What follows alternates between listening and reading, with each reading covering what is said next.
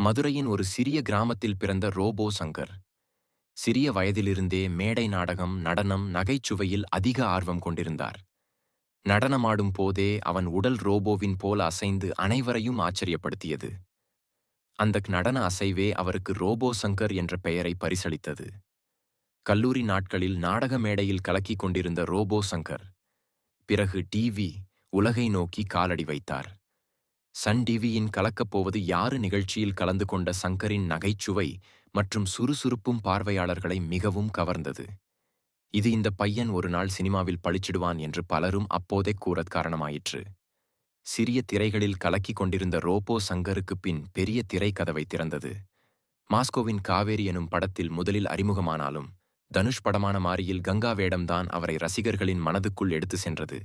அதன் பின் தெரி, ரெமோ, விஸ்வாசம், அண்ணாத்தே என ஒவ்வொரு படத்திலும் காமெடி, உணர்ச்சி என இரண்டிலும் கலக்கி ரசிகர்களை ஆச்சரியப்பட வைத்தார். வேலைன்னு வந்துட்டா வெள்ளைக்காரன் படத்தில் எம்.எல்.ஏ. ஜோக்கெட் இன்றைக்கு மக்களை சிரிக்க வைக்கும் சிறந்ததொரு கதாபாத்திரமாகும். மனைவி பிரியா அவரது வறுமை காலங்களில் மிகவும் துணையாக இருந்தார் என்பதை பல இடங்களில் அவர் குறிப்பிட்டுள்ளார்.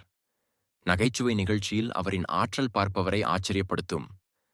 ரசிகர்களோடு சிரித்தபடியே பழகும் அவரது எளிமை அவரை மற்றவர்களிடமிருந்து தனித்துவமாக்குகிறது.